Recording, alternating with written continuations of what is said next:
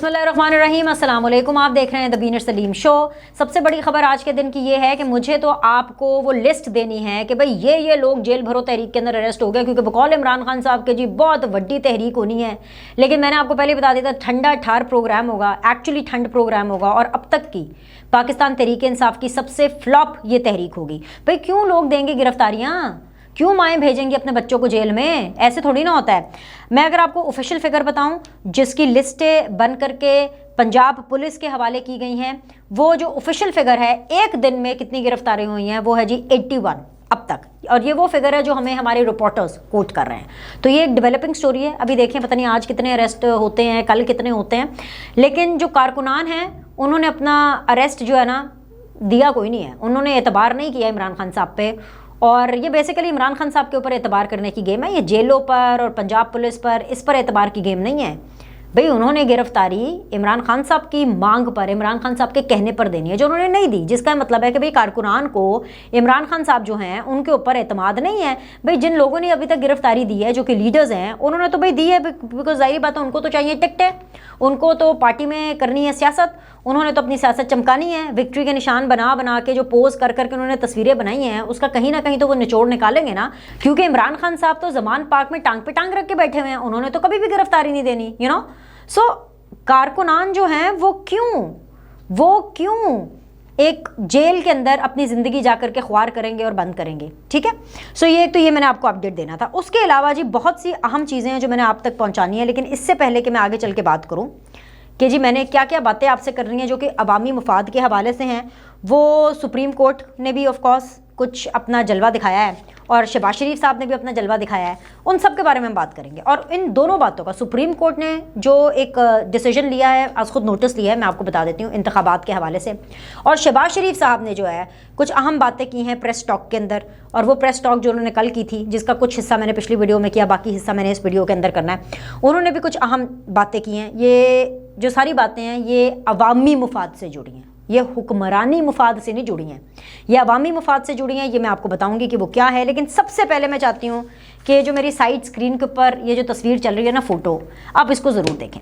इसको डिस्कस मैं इसलिए करना चाहती हूँ, ये नहीं कि मैंने लग जाना था अलहमरा आर्ट्स काउंसिल का चेयरमैन, इसलिए नहीं, इसलिए कि जो मोटिवेशनल स्पीकर हैं कासिम अली शाह साहब, ठीक है, बुज़ुर्ग हैं, बुज़ुर्ग in the sense of course मेरे से बड़े हैं, काबिल एहतराम हैं।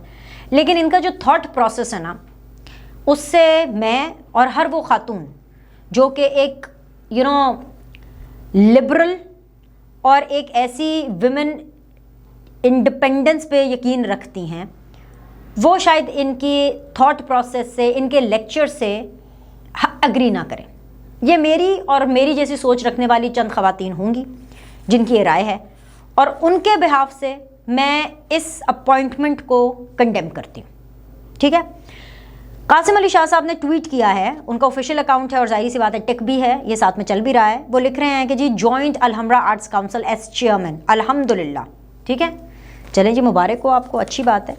इनको तो मैं खैर कुछ नहीं कह सकती, मैं क्यों कहूँ भाई, इनको एक ओहदे की ऑफ़र हुई, उन्होंने मान ली। इनको तो ऑब्वियसली जब इमरान खान साहब के पास गए, जब शहबाज शरीफ साहब के पास गए, इमरान खान साहब के पास गए, टिकट विकेट की बात हुई, ये तो उस पर भी मान गए थे कि टिकट मिलती है तो कोई बात नहीं, हर एक को राइट है कि वो अपना कोई भी पैरेलल करियर बना ले। लेकिन मुझे तो फैसला करने वालों पर, मुझे तो हुकूमत पर हैरत होती है।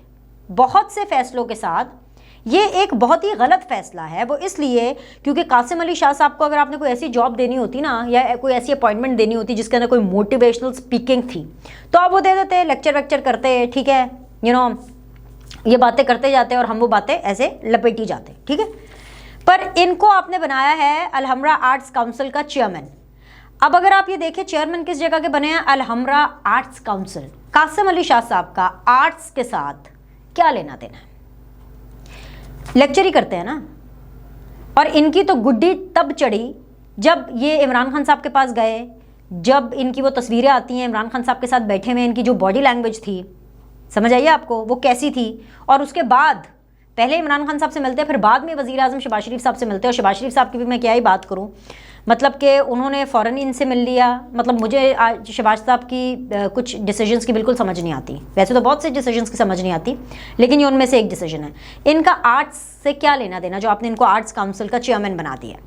सब और सबसे इम्पॉर्टेंट चीज़ ये कि ये ख़वातीन की लिबरेशन को लेकर के बहुत ज़्यादा कदगन लगाते रहे हैं। मैंने बहुत ज़्यादा इनको सुना नहीं है, लेकिन एक दो दफ़ा जब भी मैंने इनको सुनने की कोशिश की, सिर्फ ये सोच करके कि जब भी मोटिवेशनल स्पीकर हैं, पॉपुलर हैं, इतने लोग इनके जो हैं वो बातें सुनते हैं, ये क्या बातें करते हैं, तो मैंने जब भी इनको देखा ये बस औरतों को एक अच्छी बीवी बनना ही सिखा रहे थे। अच्छा, अब आप कहेंगे इसमें क्या बुरी बात है? इसमें कोई बुरी बात नहीं है, लेकिन जिस तरीके से बताते हैं ना कि अच्छी बीवी ने क्या बनना है, ये मुझे लगता है कि अच्छी बीवी का इनका जो तसव्वुर है ना, वो या तो कुछ इस माशरे से बिल्कुल हटकर है, या इनकी कोई अपनी फैंटेसी है कि भाई इनकी बीवी या इनकी नज़र में जो बीवियां हैं वो ऐसी होनी चाहिए। तो जो ख़वातीन हैं, बदलते दौर के साथ ख़वातीन भी बदल रही हैं, उनके बहुत से मसाइल हैं, वर्किंग वुमेन के बहुत ज़्यादा मसाइल हैं, घरेलू ख़वातीन के भी बहुत ज़्यादा मसाइल हैं। घरेलू ख़वातीन के इतने ज़्यादा मसाइल हैं कि वो ऑलरेडी घर के कामों में, घर को मैनेज करते करते अपने आप को इतना ज़्यादा दबा रही होती हैं, इतना ज़्यादा अपनी फीलिंग्स को, अपने आप को इग्नोर कर रही होती है और सुप्रेस कर रही होती हैं कि ऐसे में अगर वो इनके लेक्चर सुन लें तो वो तो डिप्रेशन में चली जाएंगी। और जो वर्किंग वुमेन है उनकी ऑलरेडी जंग बहुत ज़्यादा है। वर्किंग वुमेन को वैसे ही दिन रात बहुत कुछ सुनना पड़ता है, उसके प्रेशर्स वैसे ही डबल होते हैं, बाय चॉइस होते हैं, ठीक है बाय चॉइस होते हैं, लेकिन इसमें ऐसा थोड़ी ना है कि घर भी देखें बाहर भी देखें, घर के अंदर भी कंपटीशन है और उधर भी परफॉर्मेंस देनी है, और घर के बाहर भी ऑब्वियसली आपकी फील्ड्स के अंदर कॉम्पिटिटर्स होते हैं, आपका कॉम्पिटिशन है, प्लस एक्सेप्टेबिलिटी, घरों के अंदर भी एक्सेप्टेबिलिटी का इशू है, घरेलू ख़वातीन के लिए भी कि भाई माहौल के अंदर कैसे एडजस्ट होना है, कैसे एक्सेप्टेबल होना है अपने इन लॉज को, किस तरह से एक्सेप्टेबल होना है अपने हस्बैंड को। बाहर भी उनकी एक्सेप्टेबिलिटी का इशू है कि अगर काबिल औरत है तब भी एक्सेप्टेबिलिटी का इशू है, अगर काबिल औरत नहीं है, अगर एवरेज औरत है, नॉर्मल से काम कर रही है, उसकी भी एक्सेप्टेबिलिटी का इशू है। तो ऐसे में ये जो ऐसे सो कॉल्ड स्टार्स हैं, कासिम अली शाह साहब जैसे, जो अपने लेक्चर से लोगों का माइंडसेट डेविएट करते हैं, भाई जाहिर सी बात है इनको ये पोस्ट किस वजह से मिली है? इसी वजह से ना कि इनके लेक्चर्स बड़े फेमस होते हैं। तो आप ये सोचें, ये हुकूमत का माइंडसेट बताता है। तो भाई हुकूमत की तरफ से अगर कोई भी सुन रहा है तो भाई मैं इसके ऊपर प्रोटेस्ट कर रही हूँ। आप इनको कुछ भी और बना देते भाई, अलहमरा आर्ट्स काउंसिल, आर्ट्स से इनका क्या लेना देना? ये हुकूमत का ये माइंडसेट बताता है कि भाई आप ख़वातीन के बारे में या ख़वातीन के रोल के बारे में माशरे के अंदर इस तरह से सोचते हैं। तो भाई ये मेरा प्रोटेस्ट है। अगर आपने बनाना था, मैं आपको अल्टरनेटिव भी दे देती हूँ, आपने अलहमरा आर्ट्स काउंसिल का अगर किसी को चेयरमैन बनाना था तो भाई वो जो अजीज़ी हैं, द फेमस सुहेल अहमद साहब, आप उनको बना लेते, ठीक है, नसीम विक्की साहब हैं, आप उनको बना लेते। मतलब जिनकी आर्ट एंड कल्चर की तरफ कोई ना कोई खिदमत है, आप ऑनर करते। ये वो ओहदा है कि जिसको आप ऑनर करते, बिकॉज अलहमरा आर्ट्स काउंसिल के अंदर जो उसका चेयरमैन है वो बहुत कुछ करा सकता है आर्ट्स के लिए, लिटरेचर के लिए। लेकिन नहीं, पता नहीं क्या सोचते हैं, कहाँ से सोचते हैं। तो भाई मेरा इस पर प्रोटेस्ट है, ले लें। अब मैंने पूरा वीलॉग तो इस पर नहीं करना, और भी बहुत सी खबरें, लेकिन मतलब ये देख करके ना मेरी हट गई भाई, मेरी लिटरली हट गई। Such a bad choice for the chairman of Alhamra arts council. आपको पसंद आ गए थे, हुकूमत को पसंद आ गए थे कासिम अली शाह साहब, मरूब हो गई थी हुकूमत इनकी बातों से, ठीक है ना, तो आप कुछ और नवाज देते भाई, अपने मोहब्बत खसूसी रख लेते। आपने अलहमरा आर्ट्स काउंसिल का क्यों मतलब चेयरमैन बना दिया? Wrong person for the wrong job, very sorry to say, and it is all about right people for the right job, wrong person for the wrong job. Anyways आगे बढ़ें जी। अच्छा, अब इसके ऊपर तो हो गया। अब देखें ना, मतलब गुस्से से मेरे पसीने निकल आए हैं, पता नहीं क्या करते हैं यार। एक तो पहले महंगाई करके पसीने निकाल दो, जो बाकी कसर रह जाती है आप उसको इस तरह से निकाल दें। अच्छा जी, हाँ जी, शहबाज शरीफ साहब ने जो बातें की हैं उसके ऊपर हम बिल्कुल बात करते हैं, लेकिन सबसे पहले मैं आपको ये अपडेट दूँ जो कि ब्रेकिंग न्यूज़ है, क्योंकि भाई सदर साहब ने 9 अप्रैल की तारीख दी है इंतखाबात के लिए। हुकूमत ने कहा कि भाई सदर ने इमरान खान को खुश करने के लिए एक बहरान पैदा करने की कोशिश की, क्योंकि हुकूमत ये मानती है कि सदर ये नहीं कर सकता। तो उन्होंने सोचा है कि भाई अब सदर को हमने अदालतों का रास्ता दिखाना है, इनको अदालतों में ख्वार करना है। वो आर्टिकल 6 लगाए उनके ऊपर, इनके ऊपर केस डाले, जो भी डाले, जैसे भी हाथ पल्ला बजेगा ना हुकूमत का, उन्होंने भाई सदर को रगड़ा ज़रूर लगाना है। ये आप बात लिख के रख लें, ठीक है। ये कल परसों आने वाले दिनों के अंदर, मैं ये कल परसों का नहीं कह रही, आने वाले चंद दिनों के अंदर आप देखेंगे कि ये डेवलपमेंट होगी कि ये सदर साहब को जो है ना खूब ज़रा नाक से उनकी लकीरें निकलवाने की कोशिश करेंगे कि भाई ये एक बहरान पैदा करने की कोशिश की है। अब जब ये 9 अप्रैल वाली बात आती है, इंतखाबात की बात आती है, और क्योंकि सदर साहब ने दिया, अब ये अगेन एक कियोस है, तो इस कयास को ख़त्म करने के लिए, और सिर्फ इसी कयास को नहीं, ये गौर से बात सुननी है, सिर्फ इसी इंतखाबात के कयास को या इंतखाबात के रौले को ख़त्म करने के लिए नहीं, बल्कि पार्लिमानी रौले को, और जो भी रौले पाकिस्तान के अंदर भी मच रहे हैं, जो सियासत पार्लिमान और इलेक्शन के गिर्द हो रही है, उस रौले को ख़त्म करने के लिए, उसका हल निकालने के लिए सुप्रीम कोर्ट जो है वो मैदान में आ गई है। पंजाब और केपीके की असेंबली की तहलील पर सुप्रीम कोर्ट ने इलेक्शन ना करवाने के मामले पर अज खुद नोटिस ले लिया है। समझ आ गई आपको? It is a suo motu notice. उन्होंने इन्वोक किया इसको और सुप्रीम कोर्ट ने 9 रुकनी बेंच तश्कील दिया है। अच्छा, बेंच बड़ा इंटरेस्टिंग है ये। 2 मिनट ज़रा ना गौर से बात सुनो। पता है जुडिशरी का मामला है ना, इसको अगर आप गौर से सुनेंगे तो आपको समझ आएगी। और केस की जो समाअत है वो 23 फरवरी को दोपहर 2 बजे होनी है, ठीक है। और केस की समाअत चीफ जस्टिस की सरबराही में होनी है। चीफ जस्टिस साहब कौन है? उमर अता बंदयाल साहब। मज़े की बात यह है कि ये चल रहा है साथ में, ये मैं पढ़ भी देती हूँ। Accordingly, I hereby invoke the suo motu jurisdiction of the court under Article 184(3). ये जो 184(3) है ना, ये इससे बड़ा कोई मामला अवामी मुफादे आमा का कोई हो ही नहीं सकता। ये आर्टिकल कहता ही यही है।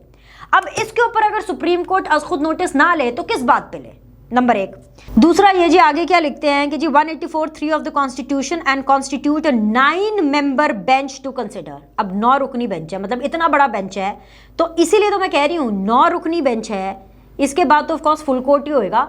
9 रुकनी बेंच है तो ये सिर्फ इसीलिए तो नहीं बैठेगा ना कि इंतखाबात अब करा दो या तब करा दो, और भी बहुत से मामलात होंगे, मैं आपको सब बताती हूँ। अच्छा जी, if so deemed appropriate inter alia the question set out below, the bench shall comprise of the following honorable judges. जजेस के नाम सुन लीजिए। मिस्टर जस्टिस उमर अता बंदयाल साहब, chief justice of Pakistan. Mister justice Ijazul Ahsan, mister justice Syed Mansoor Ali Shah, mister justice Munib Akhtar, mister justice Yahya Afridi, mister justice Syed Mazahir Ali Akbar Naqvi, है ना, आगे आगे और भी है, रुके रुके और भी है। Mister justice Jamal Khan Mandokhail, mister justice Mohammad Ali Mazhar, mister justice Athar Minallah. कुछ समझ आया? बताएं, कुछ आया समझ? नहीं समझ आया तो हम समझा देते हैं, हम बैठे ही समझाने के लिए हैं। 2 लोग हैं इसमें बड़े इंपॉर्टेंट। एक है हमारे फ्यूचर के चीफ जस्टिस जिन्होंने आगे बनना है, मतलब सितंबर अक्टूबर, या उनका नाम है जी जस्टिस काजी फाइज ईसा साहब। इतना बड़ा बेंच, इतना बड़ा मुद्दा, जस्टिस काजी फाइज ईसा साहब को शामिल ही नहीं किया गया। और दूसरे जो सीनियर जज हैं वो है जी सरदार तारिक मसूद साहब, इनको इस बेंच में शामिल ही नहीं किया गया। उल्टा किसको शामिल किया गया है इस बेंच के अंदर? इस बेंच के अंदर जी वो मुज़ाहिर अली नकवी साहब को शामिल किया गया है। वो मुज़ाहिर अली नकवी साहब जिसके बारे में नून लीग ने, हुकूमत ने कहा था कि भाई हमें ये दोनों जजेस अपने किसी भी केस के अंदर नहीं चाहिए। कौन है जी? एजाजुल एहसन साहब एंड मज़ाहिर अली अकबर नकवी साहब। एंड मज़ाहिर अली अकबर नकवी साहब का की शोहरत के बारे में मैं आपको बता दूं, अभी ये जो ऑडियो लीक आई है ना, पता तो है आपको, वो इसी बारे में है, ठीक है। सो ये मामला था। अब आप मुझसे पूछेंगे कि जी मुफादे आमा का 184(3) के तहत चले जी आज खुद नोटिस ले लिया, अब क्या होगा? आगे क्या होगा? आगे ये होगा कि अभी जो इलेक्शन कमीशन डेट नहीं दे पा रहा इंतखाबात की, और सदर ने डेट दी, इसको लेकर के एक बहरान है। आइन तो कहता है कि 90 दिनों के अंदर इंतखाबात होने चाहिए, और इंतखाबात बिल्कुल होने चाहिए। हमारा भी यही मानना है कि इंतखाबात बिल्कुल 90 दिनों के अंदर होने चाहिए। लेकिन मुद्दा ये है, इशू ये आ रहा है कि इलेक्शन कमीशन ने इंतखाब कराने हैं, लेकिन उसको सिक्योरिटी, उसको पैसे, उसको तमाम तर जो ड्यूटीज़ लगनी होती हैं वो बाकी इदारों ने फैसिलिटेट करना है। जैसे जुडिशरी ने देने होते हैं रिटर्निंग ऑफिसर्स, आरओज देने होते हैं, जीएचक्यू ने देनी होती है फ़ौज, वज़ीर दाखिला ने देनी होती है ये तमाम तर आपकी पुलिस, और वज़ीर ख़जाना ने देने होते हैं पैसे। जो बाकी डिपार्टमेंट्स हैं उन्होंने वफ्तन फ़वफ्तन इलेक्शन कमीशन को अपनी प्रॉब्लम्स, अपनी मजबूरियाँ बताई कि भाई हम अभी नहीं दे सकते, हम अभी ये नहीं कर सकते, हम अभी वो नहीं कर सकते, ठीक है। अब ऐसे में इलेक्शन कमीशन कैसे डेट दे सकता है? इसमें सिर्फ इलेक्शन कमीशन का कसूर भी नहीं है। अब ये जो 9 रुकनी बेंच है ये क्या करेगा? ये फैसिलिटेशन करवाएगा इलेक्शन कमीशन को, यानी कि ये फ़ौज को लिखेगा, ख़त लिखेगा, चिट्ठी लिखेगा, उसको कहेगा, रिमार्क्स देगा, ऑर्डर देगा कि भाई फ़ौज कराए, भाई फ़ौज अपने बंदे प्रोवाइड करे। वजारत दाखिला को बोलेगा कि जी पुलिस प्रोवाइड करे, ख़जाना को बोलेगा कि जी आप पैसे दें, जुडिशरी को कहेगा कि जी ऑफ कोर्स ये अपने जो मातहत जितनी भी जो जुडिशरी के जो ऑफिसर्स हैं जो इलेक्शन प्रोसेस में इन्वॉल्व होते हैं ये वो दें। आप समझ रहे हैं? तो इन्होंने सारे जो है ये देने होते हैं अपनी फैसिलिटेशन करने के लिए, ताकि इलेक्शन कमीशन इंतखाबात कराए। और क्योंकि ये इदारे नहीं दे रहे थे, रिलक्टेंट थे, किसी ना किसी की कोई ना कोई मजबूरी थी, और अब जब सुप्रीम कोर्ट का ये बेंच बैठेगा तो ये फैसिलिटेशन को यकीनी बनाएगा। क्या हो सकता है मैक्सिमम ये हो सकता है कि ज़ाहिर सदर साहब कह रहे हैं 9 अप्रैल को हो, 9 अप्रैल तक जो है 90 दिन कंप्लीट होते हैं, 9 अप्रैल जो है वो रमज़ान में है, गर्मी भी बहुत है, तो ये ज़रूर हो सकती है कि सिर्फ जब ये बात चले और जब ये बेंच बैठे तो ये ज़रूर हो सकता है कि 9 अप्रैल के बजाय 23 या 24 अप्रैल को कर लेते हैं, विच इज़ के ईद के फ़ौरन बाद इंतखाबात। इतना रिलीफ ये बेंच दे सकता है। लेकिन इंतखाबात के लिए ये जो 9 रुकनी बेंच है, ये जो 9 मेंबर बेंच है, इन्होंने इंतखाबात के लिए कराना ही कराना है कि भाई ये इंतखाबात तो 90 डेज़ में होंगे। अगर 90 डेज़ में नहीं हो रहे, चलो 95, 96, क्योंकि इनका काम है कि जो कॉन्स्टिट्यूशन के अंदर कहा जा रहा है और जो अवामी मुफाद के हवाले से चीज़ है उसके ऊपर अमल दरामद हो। अच्छा, अब जब मैं कह रही थी कि सिर्फ ये 9 रुकनी बेंच इसीलिए नहीं बैठेगा, ये और भी मामलात के लिए बैठेगा। और मामलात क्या हैं? आपको पता है चेयरमैन नैब इस्तीफा दे चुके हैं, ठीक है, चेयरमैन नैब इस्तीफा दे चुके हैं। अब चेयरमैन नैब के लिए अगर कोई नया शख्स लेकर के आना है, उसका ऑपोजिशन लीडर के साथ मुशावरत करना ज़रूरी है। ऑपोजिशन लीडर जो है वो आपको पता है कि है ही नहीं, मतलब आप समझ लें नेशनल असेंबली के अंदर, तो भाई कैसे आना है? तो और इस तरह के और भी बहुत से मामलात होते हैं, तो उसके लिए पार्लियामान का मुकम्मल होना बहुत ज़्यादा ज़रूरी है। ये हो सकता है कि ये जो 9 मेंबर बेंच है ये आगे पार्लियामान के लिए भी इन चीज़ों को सॉर्ट आउट करे, कि वो बोले पाकिस्तान तहरीक इंसाफ को कि आप पार्लियामान में जाएं, उनके जो इस्तीफ़े हैं उनको नामंजूर करे, इलेक्शन कमीशन से कहे कि भाई इनसे ओथ लेना है, दोबारा ओथ लो, या फॉर एग्जांपल इनको जिस तरह से भी नेशनल असेंबली का हिस्सा बनाना है, जो भी इनकी फॉर्मेलिटीज़ होती हैं उसको पूरा करके किसी तरह पार्लियामान को पूरा कराया जाए। आगे जो सियासी माहौल है वो किस तरफ से जाना है पार्लियामान को लेकर के, ये उन चीज़ों के हवाले से फ़ैसला करेंगे। तो ये मैं आपको बता रही हूँ, सिर्फ और सिर्फ इन इंतखाबात के हवाले से फैसला नहीं होगा, ये और भी पाकिस्तान की सियासत को लेकर के फैसला होगा, क्योंकि जो केओस मचा हुआ ना इसको इस बेंच ने ख़त्म करना। अब आ जाते हैं जी हम शहबाज शरीफ साहब की तरफ। शहबाज शरीफ साहब ने कुछ इक़दामात किए। वो इक़दामात ये हैं जो कि कफ़ायत शुआरी के लिहाज से हैं, ये भी आवामी बात है तो मुझे तो आप तक ये पहुँचानी है। भाई वज़रा का रज़ा कराना तौर पर तनख्वाहों के अलाउंसेस और अमरात छोड़ने का फ़ैसला हुआ है। वफाकी वज़रा यूटिलिटी बिल्स अपनी जेब से अदा करेंगे, नंबर 1। डिनर और लंच में सिर्फ सिंगल डिश होगी, नंबर 2। काबीना और सरकारी अफसरान बिजनेस क्लास में सफ़र नहीं करेंगे, नंबर 3। नंबर 4 ये कि जी 5 स्टार होटल की सहूलत ख़त्म होगी। वज़रा के बैरूनी दौरों पर पाबंदी है। सरकारी अफसरान 5 स्टार होटल में क़याम भी नहीं करेंगे। अब ये सारी चीज़ें तो ठीक है, लेकिन वज़रा ने अपनी तनख्वाहें नहीं छोड़ी, ये मरात हैं जो उन्होंने छोड़े हैं। मगर असल इशू क्या है? असल इशू जिसके बारे में मैं बात करना चाहती हूँ कि ये जो कफ़ायत शुआरी मुहिम है, क्या ये जो सारी अनाउंसमेंट्स हुई हैं क्या इससे कोई फ़र्क पड़ेगा? तो आप ये कहें आटे में नमक के बराबर। इशू ये है कि भाई काबीना के साइज़ को लेकर के शहबाज शरीफ साहब फरमा रहे हैं कि जी सैर हासिल गुफ्तगू हुई है, हमने इस पर फैसला मौखर कर दिया, यानी फैसला कोई दिया नहीं है। तो असल इशू ये है कि एक तो काबीना के साइज़ को भी छोटा किया जाए, जो 85, 86 का फिगर जो भी आ रहा है ना, इसको तो कम किया जाए, कम अज़ कम आधा। और कुछ नहीं कर सकते, आधा करें भाई, कम अज़ कम आधा करें। और बल्कि जो मुल्की हालात चल रहे हैं 15-20 से ज़्यादा तो होने ही नहीं चाहिए। काम क्या करना है आप लोगों ने? महंगाई इतनी है, आपने पैसे ही इकट्ठे करने हैं ना, वो तो आवाम से इकट्ठे करने हैं, तो आपको इतने वज़ीर मुशीर चाहिए क्यों? अच्छा जी, अस्करी इदारे ने भी अखराजात कम करने के लिए मुस्बत इशारा दिया है, ये शहबाज शरीफ साहब ने बताया। ये भी एक बहुत बड़ा मुद्दा है। अस्करी इदारे ने भी अखराजात कम करने के लिए मुस्बत इशारा दिया है। इशारा दिया मतलब कम नहीं किया। अब ये जो अस्करी इदारे की है ना बात, जिस पे बहुत से लोगों के पर जलते हैं, ये भी एक पूरी स्टोरी है, ये मैं आपको समझाती हूँ अभी थोड़ी देर में। आगे शहबाज साहब क्या फरमा रहे हैं कि अदलिया से मैं सिर्फ दरखास्त ही कर सकता हूँ। जाहिर सी बात है शहबाज शरीफ साहब, आप सिर्फ अदलिया से दरखास्त ही कर सकते हैं। ये वही 2 इदारे हैं, जुडिशरी और आपकी फ़ौज, जिससे हर एक के पर जलते हैं। और यही वो 2 इदारे हैं जिनको पेमेंट्स का कभी भी कोई प्रॉब्लम नहीं होता, पैसों का कभी इनको प्रॉब्लम नहीं हुआ। पाकिस्तान के अंदर जितना चाहे मर्जी अकाल आ जाए, कौमी ख़जाने के अंदर पैसे हों या ना हों, लेकिन ये दोनों डिपार्टमेंट्स ऐसे हैं कि इनको टाइम पर पहली की पहली तनख्वाहें भी मिलती और सब कुछ होता है। आगे जी सदर साहब वाली जो बात है वो मैंने आपको बता दी है। उन्होंने कहा जी सदर ने जो हरकत की है ना वो गैर आइनी है, मैं इनको ख़त लिखूंगा। और शहबाज शरीफ साहब जो जिन्हें चाहे मर्जी चिट्ठी लिख लें, वो जरा कोर्ट है ना सुप्रीम कोर्ट, उनने डिसाइड कर लेता है कि जी उन्होंने की करना है, और उसके हवाले से हम बात कर चुके हैं। अब ये जो सारे पॉइंटर्स जो हमें शहबाज शरीफ साहब ने प्रेस कॉन्फ्रेंस में बताया ना, इसमें अगर मरात छुड़वानी है तो मरात ये ब्यूरोक्रेट्स, जजेस और जनरल्स की भी छुड़वाए ना। शहबाज शरीफ साहब जो है, हुकूमत जो है, वो इनके भी छुड़वाए। और मुझे हैरत होती है, चलें मैं ऑन सर्विस लोगों की तो बात नहीं करती, जो पेंशनर्स हैं, जो रिटायर हो चुके हैं, रिटायर जो हो चुके हैं, जो फौजी है रिटायर, उनको भी मिलियंस में तनख्वाह मिलती है, सबकी 10 लाख से ऊपर है प्रॉबेबली इन सब की जो पेंशन्स हैं, जो आफ्टर रिटायरमेंट जो इनको पैसे मिलती है। क्योंकि क्या होता है कि जिस सैलरी पे ये लोग काम कर रहे हैं ना, जैसे जनरल्स हैं और इस लेवल पे, और सिर्फ जनरल्स ही की मैं क्यों बात करूँ, मैं जजेस की भी बात करती हूँ, मैं ब्यूरोक्रेट्स की भी बात करती हूँ, क्योंकि इन लोगों की बात हम वैसे तो करते ही नहीं है ना, हम नहीं कर सकते ना, लेकिन मैं कर लेती हूँ भाई आपसे।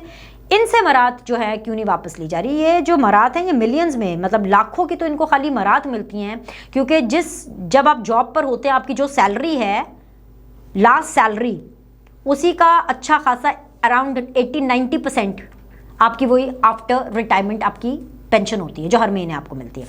लेकिन इशू क्या है पाकिस्तान का? पाकिस्तान का इशू ये रहा है कि जब एक 22वें ग्रेड का ऑफिसर पाकिस्तान को चलाएगा, 22 करोड़ की आवाम को अगर एक 22वें ग्रेड का ऑफिसर चलाएगा, तो फिर तो इश्यूज आएंगे। यानी एक तरफ 22 करोड़ आवाम होती है, एक तरफ जो है वो 22वें ग्रेड का ऑफिसर होता है, एक तरफ जो है हम देखते हैं कि नवाज शरीफ साहब को कभी उन 22वें ग्रेड के ऑफिसर से प्रॉब्लम हो जाती है, कभी हम देखते हैं इमरान खान साहब को उन 22वें ग्रेड के ऑफिसर से प्रॉब्लम हो जाती है। इशू ये है कि 18 से जो 22 ग्रेड के अफसरान हैं, 18 से 22 ग्रेड के ब्रैकेट कर ले जो अफसरान हैं, जिसमें ब्यूरोक्रेट्स हैं, जिसमें फौजी हैं, जिसमें आपकी जुडिशरी, आपके जजेस शामिल होते हैं, वो अपनी मरात नहीं छोड़ना चाहते। अच्छा, अब हुकूमत के अंदर तो इतना दमखम है नहीं, होता भी नहीं है पाकिस्तान में। इनको खुद भी एक एहसास होना चाहिए, क्योंकि पाकिस्तान अगर इस नहज पर आया है तो वो इस एक्सपेरिमेंट की वजह से आया है जो फैज़, बाजवा और इमरान खान करते रहे। ये मैं अभी रीसेंट टाइम्स की बात करूँ, मैं तो अभी माजी में जा ही नहीं रही, ज़ियाउल हक तक तो मैं जा ही नहीं रही हूँ, मैं ज़ियाउल हक तक, मुशर्रफ तक तो मैं जा ही नहीं रही हूँ, अयूब खान, याया खान, मैं उधर नहीं जा रही, मुझे उधर जाना भी नहीं है। ये नहीं है कि मुझे कोई डर शर लगता है, ये वो इसलिए नहीं उधर जाना, गुजर गया वो माजी में, वो बहुत पुरानी बात है। ये अभी रिसेंटली मॉडर्न दौर की बात कर रही हूँ, सोशल मीडिया के दौर की बात कर रही हूँ, जहां पर इमरान खान प्रोजेक्ट को लॉन्च किया गया पाकिस्तान को बर्बाद करने के लिए, सिर्फ अपनी इस्टेब्लिशमेंट सेट करने के लिए। बाजवा साहब ने अपनी नौकरी पक्की की, फैज साहब ने अपनी नौकरी पक्की की, सिर्फ अपनी इस्टेब्लिशमेंट को सेटल करने के लिए। और फिर गैंग ऑफ 5 वाले जो लोग हैं, जो जुडिशरी का किरदार रहा है इस पूरे एक्सपेरिमेंट में, जो उनका किरदार रहा है। तो ये मैं सारी बातें क्यों कर रही हूँ कि जब इन सब लोगों ने मिलकर पाकिस्तान को नुकसान पहुंचाया, तो अपने ऊपर से बल्ली हटाने के लिए कि भाई कोई फौज को ना गाली दे, कोई फौज के ऊपर इल्ज़ाम ना डाले कि ओ गॉड यार ये बाजवा साहब और फैज साहब ने क्या कर दिया पाकिस्तान के साथ, या साकिब निसार साहब और खोसा साहब ने क्या कर दिया पाकिस्तान के साथ। इन सारों ने मिल करके क्या कर दिया इमरान खान की मोहब्बत में और बुग़्ज़े नवाज़ और बुग़्ज़े बेनज़ीर में, इन्होंने पाकिस्तान को किस लेवल तक ले करके आ गए। तो जब ये इस लेवल तक ले करके आए हैं और फिर इसी हुकूमत से कह रहे हैं कि भाई हमें बचा लो किसी तरह, कि ये हुकूमत गंदी हो, गाली पीपल्स पार्टी को पड़े, गाली नून लीग को पड़े, फौज को, जुडिशरी को कोई कुछ ना कहे, और ये अपनी मरात खुद से सरेंडर भी नहीं करना चाहते। भाई आप भी आवाम का दुख समझें, खुद अपनी मरात भी आप सरेंडर करें ना। ये थोड़ी है कि सारा का सारा बोझ आपने सिविलियंस पे डाल दिया, सारा का सारा बोझ आपने आम पाकिस्तानियों पर डाल दिया, और आ जाके ये जो वुज़रा हैं ये इनकी मरात। What about bureaucrats, what about जजेस, व्हाट अबाउट जनरल्स, इनकी क्यों नहीं मरात ख़त्म होती? तो वही ना कि जब 18 से 22 ग्रेड के अफसरान पाकिस्तान का पावा रहेंगे, तो पाकिस्तान के अंदर खुशहाली, पाकिस्तान के अंदर जो मामलात हैं वो कैसे बेहतर होंगे? सोचिएगा ज़रूर। लाइक करें, सब्सक्राइब करें। आपसे अगले द बीनर सलीम शो में मिलते हैं।